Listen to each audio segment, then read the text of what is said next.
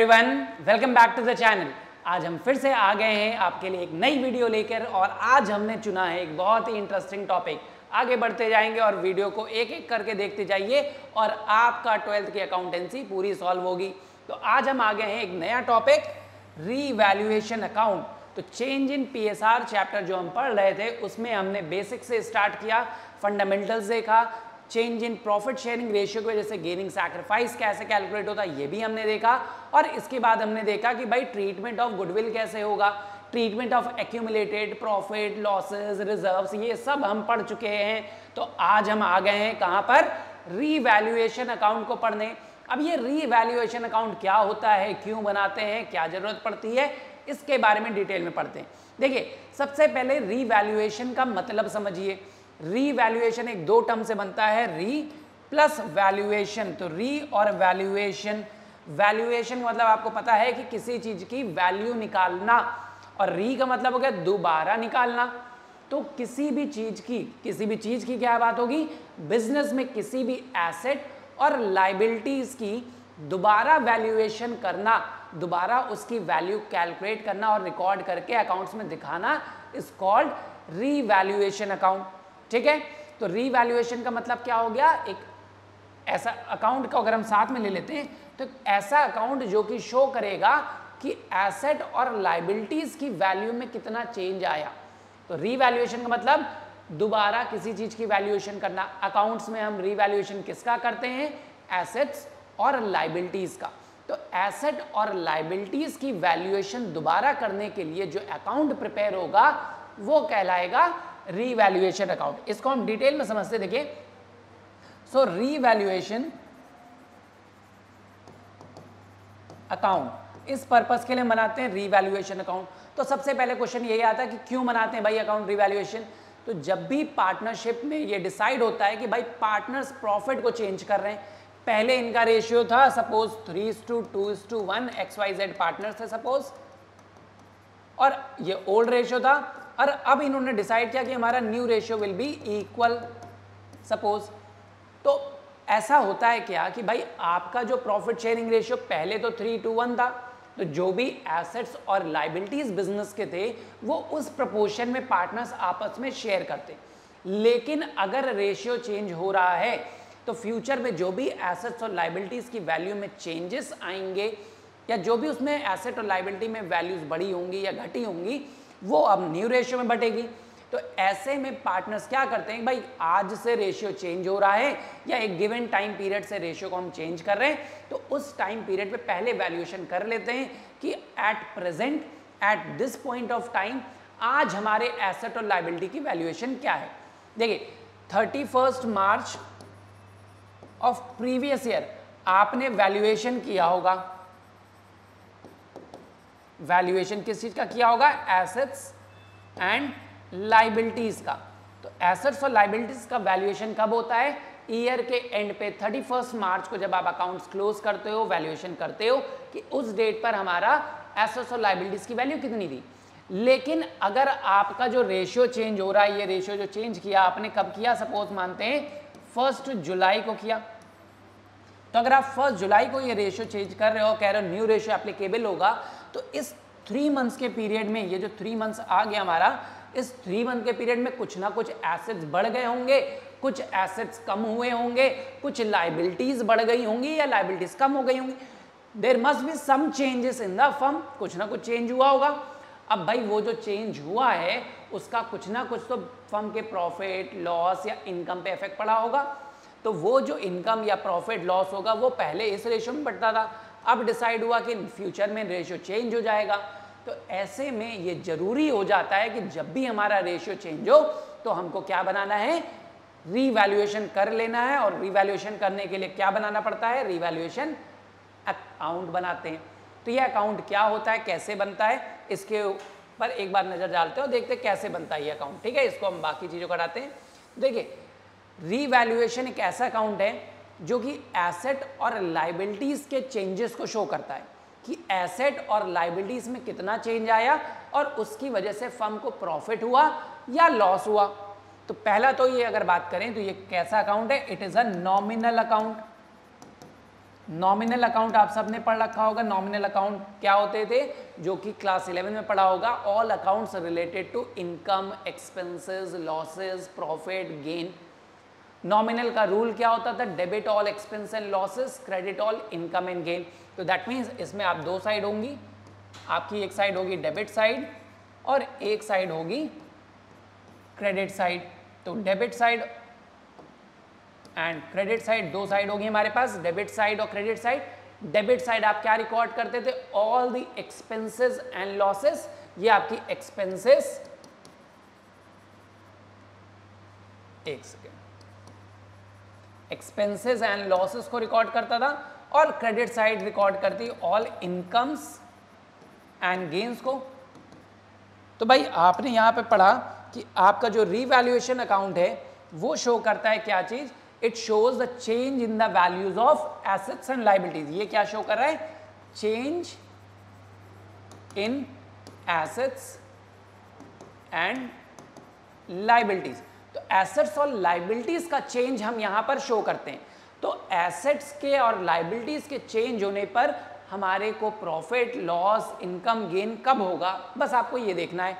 तो देखिए, अगर हम एसेट्स की बात करते हैं, सबसे पहले एसेट्स हमारे पास अगर हैं, तो एसेट्स में अगर चेंज आएगा तो चेंज क्या आ सकता है, एसेट्स बढ़ सकते हैं या घट सकते हैं, तभी चेंज आएगा, otherwise assets will not change. तो अगर एसेट चेंज हो रहा है, चेंज होके क्या हो रहा है, बढ़ रहा है, तो एसेट के बढ़ने से फर्म को बेनिफिट है या लॉस है, फर्म का गेन हो रहा है या लॉस हो रहा है। तो एसेट के बढ़ने से फर्म को गेन होता है, फर्म के पास एक और एसेट आता है, या एसेट इंक्रीज होता है तो फर्म की प्रोडक्टिविटी बढ़ेगी। इसलिए एसेट का इंक्रीज होना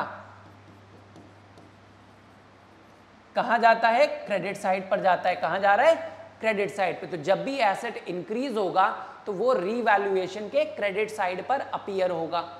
ठीक है, आप रीवैल्यूएशन को क्रेडिट करोगे। और अगर एसेट डिक्रीज हो जाए, एसेट का अगर डिक्रीज है, तो एसेट का डिक्रीज मतलब फर्म के लिए लॉस है भाई। फर्म के एसेट्स अगर कम होंगे तो फर्म की प्रोडक्टिविटी पे इफेक्ट पड़ेगा, फर्म के लिए लॉस की सिचुएशन होती है।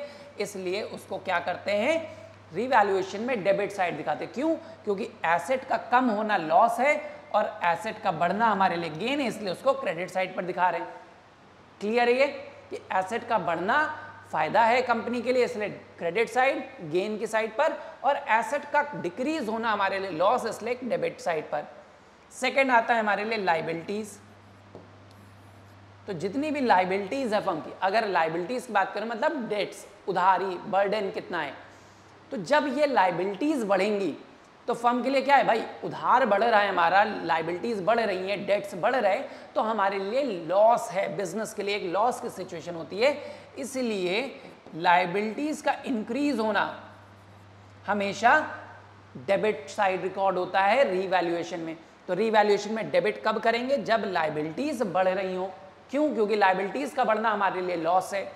और जब भी लायबिलिटीज कम होंगी तो हमारा रिवैल्यूएशन क्रेडिट होता है, यानी रिवैल्यूएशन के क्रेडिट साइड पर आप शो करेंगे। क्यों, क्योंकि लायबिलिटीज का डिक्रीज होना हमारे लिए फेवरेबल सिचुएशन है और ये गेन है हमारे लिए। तो आपने यहाँ पे देखा कि भाई अगर हम लायबिलिटीज और एसेट के चेंज को रिकॉर्ड करते हैं तो रिवैल्यूएशन अकाउंट डेबिट कब होगा, जब भी एसेट डिक्रीज हो जाए या लायबिलिटीज इंक्रीज हो जाए। तो ये क्या शो कर रहा है, ये शो कर रहा है अनफेवरेबल। अनफेवरेबल सिचुएशंस में एसेट्स और लायबिलिटीज के चेंज होने पर अगर सिचुएशन अनफेवरेबल बन रही है, एसेट कम हो जा रहे हैं या लायबिलिटीज बढ़ रही हैं, दोनों अनफेवरेबल है, तो आप रीवैल्यूएशन को डेबिट करोगे, रिवैल्यूएशन के डेबिट साइड पर रिकॉर्ड करोगे। और अगर फेवरेबल सिचुएशन बन रही है, यहां पे आप देख रहे हो फेवरेबल सिचुएशन है, एसेट या फिर बढ़ जा रहे हैं और लायबिलिटीज कम हो रही है, तो एसेट का बढ़ना और लायबिलिटीज का कम होना दोनों ही हमारे लिए फेवरेबल सिचुएशन है, इसको बोलते हैं फेवरेबल सिचुएशन। तो जब भी सिचुएशन फेवरेबल आएगी तो रीवैल्यूएशन क्या होगा, क्रेडिट होगा। क्लियर है ये चीज।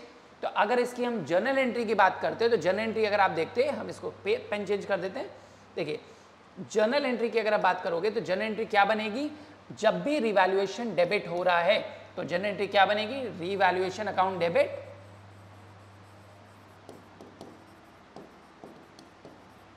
और क्यों डेबिट हो रहा है, आप देखोगे डिक्रीज इन एसेट,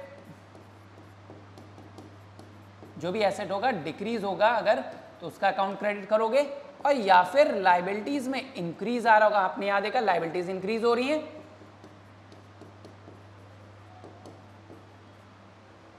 तो रीवैल्यूएशन कब कब डेबिट होगा, जब भी there will be increase in asset, sorry decrease in asset और इंक्रीज इन लायबिलिटीज। तो एसेट के बढ़ने घटने पर और लायबिलिटी के बढ़ने पर हमेशा रीवैल्यूएशन डेबिट होगा, तो ये एंट्री आप पास करोगे। और वैसे ही रीवैल्यूएशन जब क्रेडिट होगा तो कब क्रेडिट होगा, एसेट के बढ़ने पर और लायबिलिटीज के घटने पे।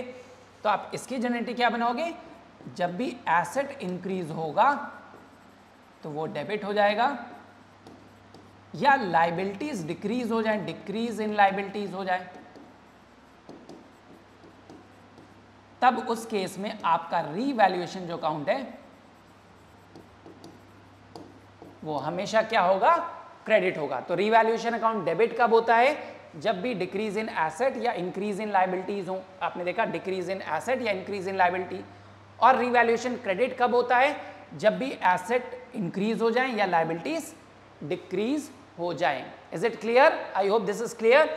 अब इसको एक अकाउंट में बना के देख लेते, इसका फॉर्मेट कैसे बनता है। तो फॉर्मेट देखिए, फॉर्मेट हमारा नॉमिनल अकाउंट है तो दो साइड है, ये डेबिट साइड हो गई और ये हो गई क्रेडिट साइड, ठीक है। डेबिट साइड भी अभी हमने देखा कि डेबिट साइड को हमने बोला था अनफेवरेबल साइड, इसको आप अनफेवरेबल के नाम से भी याद रख सकते हो, और क्रेडिट साइड हमेशा हमारे लिए फेवरेबल साइड के नाम से आप याद रख सकते हो। अनफेवरेबल कब होता था, जब भी एसेट का बढ़ना घट जाए या लायबिलिटीज बढ़ जाए। तो इसी तरीके से आप यहाँ पे रिकॉर्ड करोगे, डेबिट साइड को 2 से रिप्रेजेंट करते हैं, क्रेडिट साइड को 22 से रिप्रेजेंट करते हैं। तो देखिए पहला चेंज क्या आता था, एसेट अगर बढ़ रहा है तो हमारे लिए क्या होता था, फेवरेबल सिचुएशन, इसलिए आप क्रेडिट में लिखते हो इंक्रीज इन एसेट। जब भी एसेट्स आपके बढ़ेंगे तो आप इंक्रीज में उनका बैलेंस दिखाओगे। अगर एसेट कम हो जाए, डिक्रीज हो जाए, तो वो हमारे लिए क्या है, अनफेवरेबल सिचुएशन है, लॉस है। तो डिक्रीज इन एसेट्स आप हमेशा डेबिट साइड पर रिकॉर्ड करोगे रिवैल्यूएशन के। तो रिवैल्यूएशन के डेबिट साइड पर क्या जाएगा, डिक्रीज इन एसेट, और क्रेडिट साइड पर क्या जाएगा, इंक्रीज इन एसेट। जब भी एसेट बढ़ेगा, ये फेवरेबल साइड है, ठीक है, फायदा हो रहा है फर्म को, ये नुकसान वाली साइड है। इसी तरह आपने देखा लायबिलिटीज, तो लायबिलिटीज जब बढ़ती थी तो फर्म को नुकसान होता है, भाई उधारी बढ़ जाएगी फर्म की। तो उस केस में आप क्या करोगे, टू डेबिट करोगे, revaluation will be debited whenever there is a increase in liabilities. तो लायबिलिटीज अगर बढ़ रही हैं तो रिवैल्यूएशन डेबिट हो जाएगा, और अगर लायबिलिटीज कम हो जाएं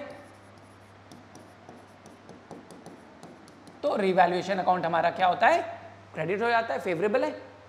इसके अलावा कई बार ऐसा भी होता है कि भाई हम जब वैल्यूएशन कर रहे होते हैं तो पता चलता है भाई कुछ एसेट तो रिकॉर्ड करना ही भूल गए थे, कुछ एसेट छूट गए थे, बाद में मिल गया। अरे जैसे आप किताब खोलो, कभी पैसे गिरे मिल जाए उसके अंदर रखे हुए, तो that is an asset for you.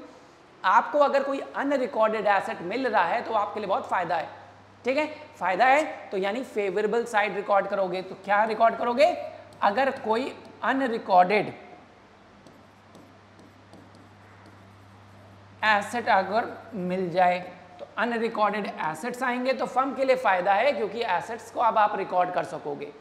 लेकिन अगर कोई अनरिकॉर्डेड लायबिलिटी मिल जाए, आपको पता चल जाए भाई ये भी एक बर्डन है, ये बिल एक रखा हुआ था, बिजली बिल तो पे करना ही भूल गए, तो वो आपके लिए अनरिकॉर्डेड लायबिलिटी है, और जब उसको रिकॉर्ड करोगे तो आपके लिए लॉस है।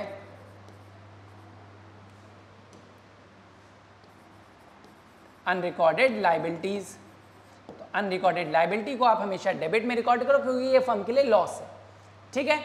एक चीज और हम बता सकते हैं भाई, इसमें कई बार बच्चों को कंफ्यूजन होता है कि जब हम प्रोविजंस का क्रिएशन करते हैं, तो जब भी आप प्रोविजन क्रिएट करोगे तो provision can be created on assets as well as on liabilities. आप लायबिलिटी के लिए भी प्रोविजन बना सकते हो और एसेट के लिए भी। मोस्टली एसेट के लिए बनता है, और एसेट में भी स्पेशली डेटर के लिए ज़्यादातर बनता है, लेकिन वो एसेट पे बन सकता है, डेप्रीशिएशन के लिए भी, बैड डेट के लिए भी, या डाउटफुल डेट के लिए, किसी के लिए भी हो सकता है। तो अगर आप प्रोविजन बनाते हो किसी भी एसेट पर, आपने कहा भाई ये डेटर है, इससे इतना पैसा मिलना था, शायद ना मिले, 10% मान लो शायद ना ही मिले, 5% ना मिले, तो ये आपके लिए क्या है, आप जब प्रोविजन का क्रिएशन करते हो तो इट इज़ अ लाइबिलिटी। तो अगर आपने कभी भी किसी एसेट का प्रोविजन क्रिएट किया तो प्रोविजन फॉर एसेट, अगर आप एसेट का प्रोविजन क्रिएट करते हो तो फर्म के लिए लॉस है।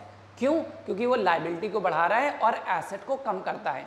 Creation of provision is a liability and वो एसेट्स को रिड्यूस करता है। ऑन दी अदर एंड, अगर आपने किसी लाइबिलिटी पे प्रोविजन बनाए, जैसे provision for discount on creditor, आप मानते हो कि शायद पैसा ना देना पड़े, जब पैसा पे करेंगे तो वो हमको डिस्काउंट दे दें, हमको कम पैसा पे करना पड़े, तो ऐसे केसेस में आप प्रोविजन बना सकते हो, ये कंपनी के ऊपर है। तो अगर फर्म आपका क्या कर रही है, प्रोविजन क्रिएट कर रही है फॉर लाइबिलिटीज, किसी भी लाइबिलिटीज के लिए प्रोविजन बन रहा है, तो वो आपके लिए फेवरेबल होता है, क्योंकि आपको शायद पेमेंट ना करनी पड़े। तो मतलब ऐसे आपने देखा, एक मोटा मोटा हिसाब आपको मिल गया कि रीवैल्यूएशन अकाउंट एक नॉमिनल अकाउंट है जिसमें डेबिट साइड पर आप एक्सपेंसेस या लॉसेस रिकॉर्ड करते हो। तो लॉसेस कब होंगे, एसेट्स के बढ़ने पर लॉस, सॉरी एसेट के डिक्रीज होने पे लॉस होगा, लाइबिलिटी के इंक्रीज होने पे लॉस होगा, कोई अनरिकॉर्डेड लाइबिलिटी मिल जाए तो भी लॉस है, और एसेट के ऊपर अगर आप प्रोविजन बना लोगे तो भी लॉस है। तो ये सारे लॉसेस थे, ये सारी सिचुएशन आपकी प्रॉफिट की थी। अब नॉमिनल अकाउंट है तो आप बैलेंसिंग करोगे और प्रॉफिट या लॉस फाइंड करोगे। आपने टोटल किया, अगर क्रेडिट साइड यानी फेवरेबल साइड ज्यादा है और ये साइड कम है, तो जो बैलेंस बचेगा उसको आप बोलोगे टू प्रॉफिट ऑन रीवैल्यूएशन।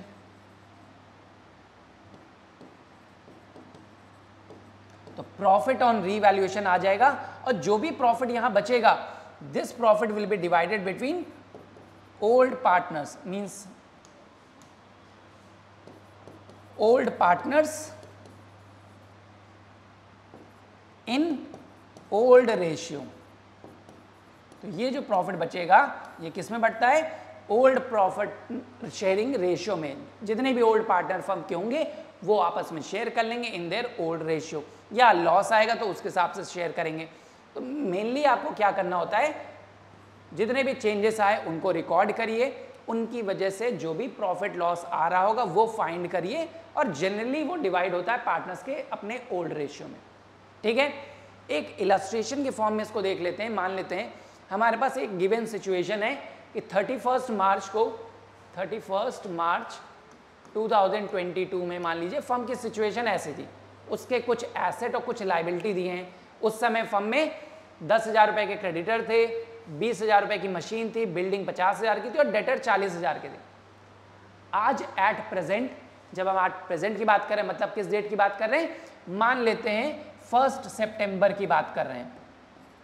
हमने डिसाइड किया कि हम रेशियो को चेंज कर रहे हैं, तो ये सारे रिवैल्यूएशंस हमारे सामने आए। क्या क्या रिवैल्यूएशन आए, हमने जब रीवैल्यू किया 1 सितंबर को, तो ये पता चला कि पहला देखिए मशीन डेप्रिशिएट हो गई है 5% से।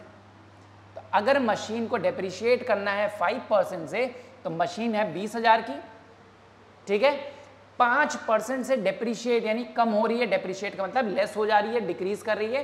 तो 5% से अगर एसेट डेप्रिशिएट हो रहा है यानी कम हो रहा है, तो एसेट का कम होना क्या है, लॉस है, और रीवैल्यूएशन के डेबिट में आप रिकॉर्ड करोगे टू मशीनरी अकाउंट। कितने से कम हो रही है, देखिए 20,000 की एसेट थी, उसका 5% कम हो गया, तो 20,000 का 5% कितना होता है, 1,000 रुपए। 1,000 रुपए की मशीन अगर कम हो गई तो आज की डेट में मशीन की वैल्यू क्या रह जाएगी, आप एसेट में जब दिखाओगे तो कितने का दिखाओगे भाई, 20,000 की मशीन थी, 5% से कम हो गई, तो 1,000 रुपए से कम हो गई है, और आज उसकी वैल्यू क्या रह जाएगी, आप दिखाओगे 20,000 की थी, माइनस कर दीजिए 1,000, बचेगी 19,000 की। तो जो मशीनरी 31 मार्च को 20,000 की थी, आज उसकी वैल्यू रह गई है 19,000, तो 1,000 रुपए से वो कम हो गई है, डिक्रीज हुई, इसलिए रिवैल्यूएशन में डेबिट में आपने दिखाया। इसी तरह आप देखिए एप्रिशिएटेड टू 80,000। बिल्डिंग एप्रिशिएट मतलब बढ़ गई है, कितनी बढ़ गई है? 2 का मतलब एट प्रेजेंट इसकी वैल्यू 80,000 हो गई है। 82 का मतलब आप समझ सकते हो, जैसे बोलते हैं 2 का मतलब होता है हिंदी में अगर आप देखें तक, और बाई का मतलब होता है से। आप देखो कि कई बार होता है जैसे यहाँ बोला है बाई 5%, तो बाई मतलब 5% से बढ़ गई है, इंक्रीज हुई है 5%, लेकिन यहां पर बोला है एप्रिशिएटेड टू 80,000, 80,000 तक बढ़ गया है। तो 80,000 अब हो गई है, लेकिन बिल्डिंग की पहले वैल्यू क्या थी? 50,000। आज इसकी वैल्यू क्या हो गई है? 80,000। आज बिल्डिंग की वैल्यू क्या हो गई है? आपको दिया हुआ है 80,000। अब आप देखो कि भाई पहले 50,000 थी, अब हो गई है 80,000, तो बिल्डिंग क्या हुई है? बढ़ रही है। कितना बढ़ गई है? 30,000 बढ़ गई है। तो जब एसेट बढ़ता है तो गेन है, और गेन है तो रिवैल्यूएशन में क्रेडिट साइड जाएगा, बाई बिल्डिंग अकाउंट। तो बिल्डिंग अकाउंट में आप दिखाओगे 30,000। ठीक है, कितने से बढ़ गई? 50,000 की मशीन थी, 80,000 हो गई है। तो आज बैलेंस शीट में जब आप दिखाओगे तो दिखाओगे 80,000, लेकिन बढ़ गई है कितने? 30,000 रुपए से। रिवैल्यूएशन कितना हुआ? वैल्यूएशन कितना चेंज आया? रिवैल्यूएशन में आप चेंजेस को शो करते हो, कितना चेंज आ गया, पहले कितने की थी और आज कितने की हो गई है, वो बैलेंस शीट में जाएगी। लेकिन कितने के डिफरेंस आया, कितना बढ़ गई या कितना कम हुआ, वो रिवैल्यूएशन में जाता है। इसी तरह देखिए, मान लीजिए बोला हो creditors of 5,000 are not likely to rise. 5,000 के क्रेडिटर अराइज नहीं होंगे, मतलब क्लेम नहीं करेंगे। क्लेम नहीं करेंगे मतलब उनको हमें पैसा नहीं देना है। तो क्या हो गया? 5,000 क्रेडिटर जो हमारी लाइबिलिटी थी, अब उसको पैसा नहीं देना है, तो लाइबिलिटी कम हो गई। कितने से कम हो गई? 5,000 रुपए से कम हुई। तो 5,000 से लाइबिलिटी कम हो रही है अगर, तो लाइबिलिटी का कम होना हमारे लिए क्या है? फेवरेबल सिचुएशन है। आप उसको क्रेडिट में करोगे बाई क्रेडिटर। कितने से कम हो गया है? 5,000 से। तो 10,000 का क्रेडिटर था, 5,000 से कम हो गया, तो आज उस क्रेडिटर की वैल्यू क्या रही होगी? एट प्रेजेंट उसकी वैल्यू रही होगी 10,000, माइनस कर दो 5,000 से कम हो गया, तो आप दिखाओगे आज क्रेडिटर की वैल्यू सिर्फ 5,000 रुपए बची है एट प्रेजेंट। 10,000 की थी, 5,000 से कम हो गया तो बचा 5,000 रुपए। क्लियर है? फोर्थ देखिए, create a provision for doubtful date at the rate 5% on debtor. Debtor थे 40,000 के और बोला गया इस पर 5% डाउटफुल मान के प्रोविजन बना लो। तभी हमने पढ़ा था, पिछले स्लाइड में देखा आपने कि प्रोविजन जब किसी एसेट पे बनाते हो तो वो हमारे लिए लाइबिलिटी को क्रिएट कर रहा है, वो हमारे लिए लॉस है, इसलिए रीवैल्यूएशन में डेबिट करते हैं। तो to provision for doubtful debt, कितना प्रोविजन बोला है? 5% ऑफ डेटर। तो डेटर है 40,000, इसका 5% मान लीजिए कि पैसा शायद ना मिले, डाउटफुल है, तो 40,000 का 5% मतलब 2,000 रुपए। 2,000 मान ले रहे कि शायद पैसा ना मिले, डूब जाए। तो अब डेटर कितने रह जाएंगे? डेटर को जब आप बैलेंस शीट में दिखाओगे तो आप दिखाओगे भाई डेटर्स हमारे थे 40,000 रुपए के, लेकिन इसमें से हमने 5,000 रुपए का प्रोविजन बना लिया है, मतलब 5% का प्रोविजन बना लिया, कितना? 2,000 रुपए। तो हम एक्सपेक्ट कर रहे हैं कि डेटर से 38,000 रिकवर होगा, हमने ये एक्सपेक्ट किया। ठीक है, तो आज आप बैलेंस शीट में जब दिखाओगे एट प्रेजेंट तो डेटर्स दिखेंगे 38, 40 के थे, 2,000 हमने मान लिया था शायद डाउटफुल रहे, उसका 5%, और बाकी डेटर से एक्सपेक्टेड है कि पैसा मिल जाएगा। ठीक है, तो जब 2,000 आपने माना कि शायद ना मिले तो क्या हो रहा है? डेटर कम हो गए ना, लॉस हुआ आपके लिए, इसलिए डेबिट होता है revaluation, debit all expense and losses. एक और है देखिए, claim for workman compensation arises at 10,000। एक लाइबिलिटी है, वर्कमैन को हमें एक चोट लग जाए, एक्सीडेंट हो जाए, इंजरी हो जाए, तो उनको क्लेम देना पड़ता है। तो अगर सडन कोई क्लेम आ जाता है, उसके लिए हमको क्या करना है भाई? पैसे देने पड़ेंगे, लाइबिलिटी बढ़ रही है, अनरिकॉर्डेड लाइबिलिटी, पहले से होता है ऐसा कोई लाइबिलिटी थी नहीं, तो ऐसे में अनरिकॉर्डेड लाइबिलिटीज को जब आप रिकॉर्ड करोगे तो क्या होगा? आपके लिए लॉस है भाई। तो अनरिकॉर्डेड लाइबिलिटी के केस में रिवैल्यूएशन डेबिट होता था। तो क्या, कौन सी लाइबिलिटी अनरिकॉर्डेड है? Workman claim, claim for workman compensation, short में लिख रहे हैं, अब आप समझ जाइएगा। क्लेम फॉर वर्कमैन कंपनसेशन, कितने का क्लेम देना पड़ेगा? 10,000 रुपए का। तो आपने देखा अब ये अनरिकॉर्डेड लायबिलिटी थी, तो जब बैलेंस शीट बनाओगे तो वहां पे दिखाओगे भी कि क्लेम आया है आपका कितना, क्लेम फॉर वर्कमैन कंपनसेशन 10,000 रुपए का। तो इस तरीके से आपने देखा रीवैल्यूएशन बनता है। अब सारे रीवैल्यूएशंस हो गए तो आपको क्या करना है, एज अ फर्म इसको टोटल करना है और पता करना है कि फर्म का प्रॉफिट हुआ या लॉस हुआ। अब आपका काम क्या है, प्रॉफिट लॉस पता करना। तो देखिए दोनों साइड का टोटल कर लीजिए। क्रेडिट साइड में आपके पास आया है 35,000 प्रॉफिट और डेबिट साइड में आप देखोगे तो 13,000 है, तो बैलेंस कितना बच रहा है, 22,000। तो ये 22,000 क्या हो जाएगा, प्रॉफिट ऑन रीवैल्यूएशन। अब प्रॉफिट कितना आ गया,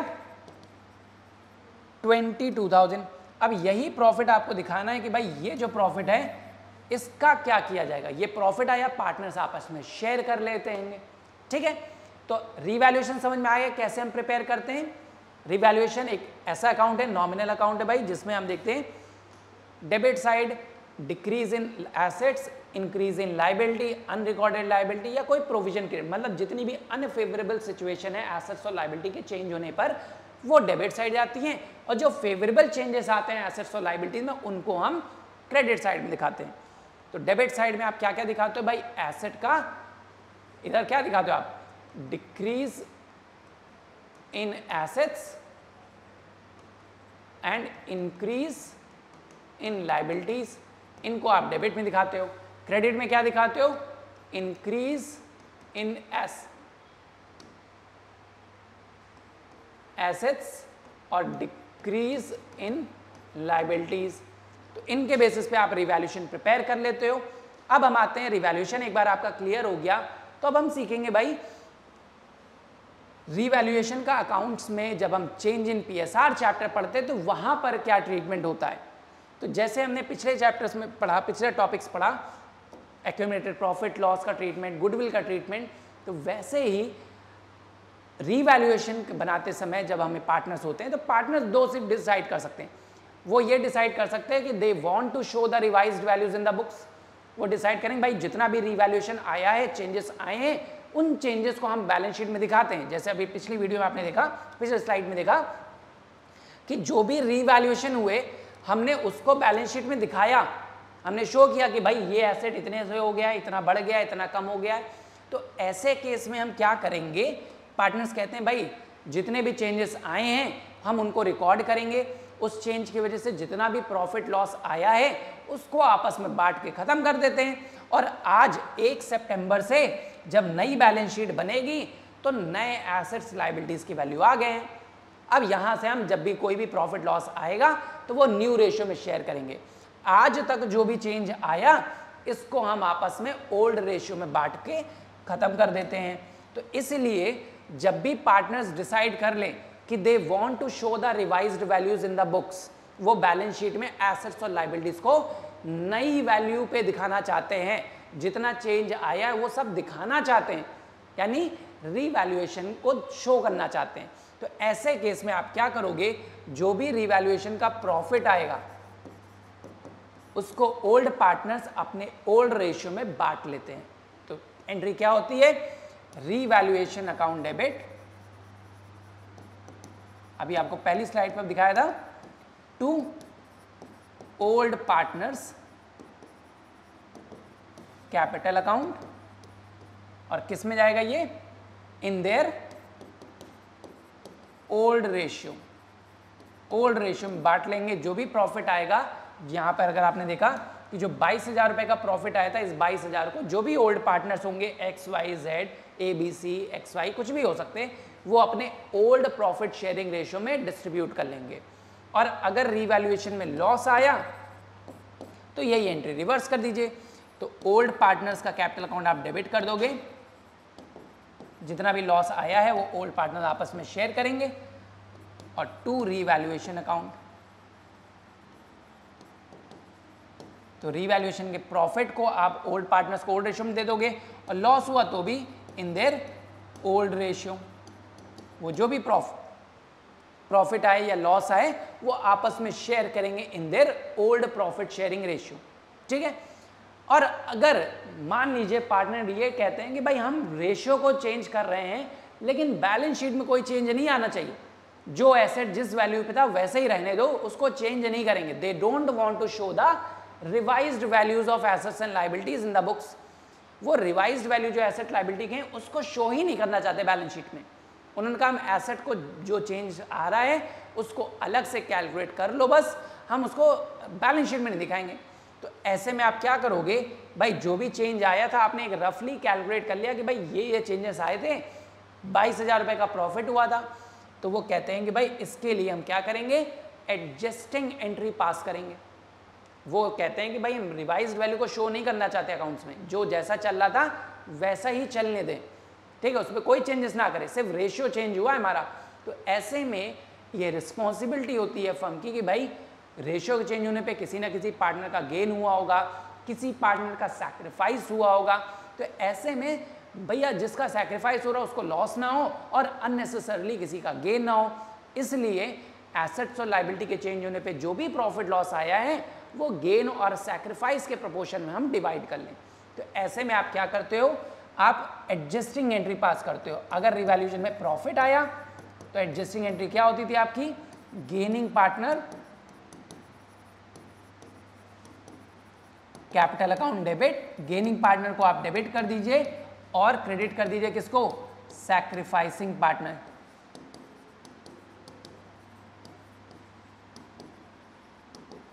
किस रेशियो में करेंगे, कोई रेशियो नहीं होगा, इन देयर गेनिंग या सैक्रिफाइसिंग प्रपोर्शन जो बताया था, जो भी गेन सैक्रिफाइस प्रपोर्शन निकलेगा उस प्रपोर्शन में इनको डिवाइड कर दीजिए। गेनिंग पार्टनर का कैपिटल अकाउंट डेबिट करके क्रेडिट कर दीजिए सैक्रिफाइसिंग को।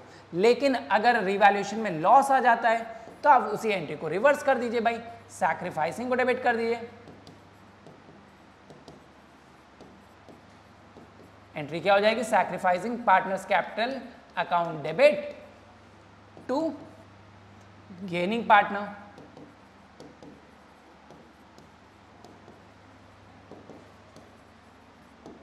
किस रेशियो में, इन गेनिंग या सैक्रिफाइसिंग जो भी प्रपोर्शन निकलेगा, कोई रेशियो नहीं यहां यूज होता, गेनिंग सैक्रिफाइसिंग प्रपोर्शन में डिस्ट्रीब्यूट कर देंगे, ठीक है, समझ में आया। तो वापस रिकॉल करते भाई, रीवैल्यूएशन होता क्या है हमारा, तो रीवैल्यूएशन एक ऐसा अकाउंट है भैया जो कहता है कि रीवैल्यूएशन करना चाहिए, दोबारा किसी चीज की वैल्यू निकालो। किस चीज की वैल्यू दोबारा निकालेंगे, तो एसेट्स और लायबिलिटीज की वैल्यू को चेंज करके पता करते हैं। तो जब भी एसेट्स और लायबिलिटी की वैल्यू में चेंज आएगा उसको कैलकुलेट करने के लिए हम एक अकाउंट बनाएंगे जिसको बोलते हैं revaluation account. Revaluation nominal account होता है, इसलिए उसमें दो साइड होती हैं, डेबिट साइड और क्रेडिट साइड। डेबिट साइड पर आप क्या दिखाते हो, जो भी लॉसेस होते हैं एसेट्स और लायबिलिटी के चेंज होने पर। एसेट के डिक्रीज होने पे लॉस है, लायबिलिटी के बढ़ने पे लॉस है। तो जब भी एसेट डिक्रीज करे या लायबिलिटी बढ़े तो आप रिवैल्यूएशन में डेबिट कर दीजिए, और जब भी एसेट इंक्रीज हो और लायबिलिटीज डिक्रीज हो रही हो, दोनों ही सिचुएशन में फर्म को फायदा होता है, इसलिए इनको क्रेडिट कर दीजिए।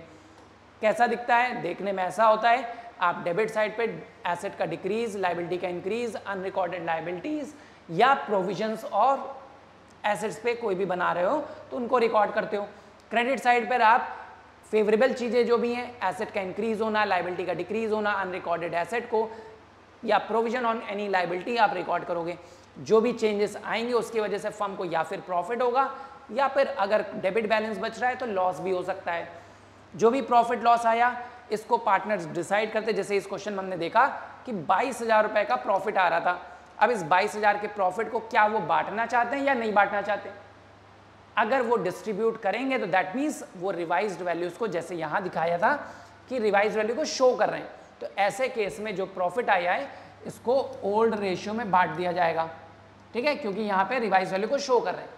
लेकिन अगर उन्होंने कहा भाई हम रिवाइज वैल्यू को शो ही नहीं करेंगे, हम बैलेंस शीट जैसी थी ऐसे ही दिखाएंगे, यही हमारी रिवाइज वैल्यूज हम दिखाएंगे, अगर रिवाइज दिखाए तो ये बैलेंस शीट होगी, रिवाइज नहीं दिखाना चाहते तो यही बैलेंस शीट दिखाएंगे।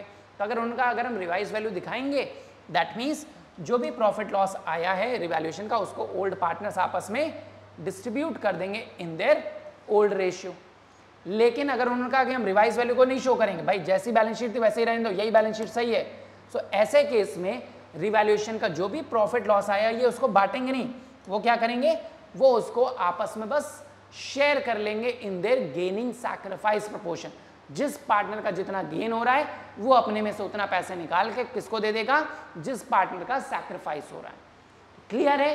रीवैल्यूएशन का ट्रीटमेंट अब आई होप सबको समझ में आ गया होगा। जर्नल एंट्री कैसे बनेगी ये भी समझ में आ गया होगा, पार्टनर्स का कैपिटल अकाउंट समझ में आ गया होगा। ठीक है, तो एनी कंफ्यूजन नहीं होनी चाहिए आई होप। तो मिलते हैं एक अगली वीडियो में एक नए टॉपिक के साथ। Till then keep studying, take care, bye bye.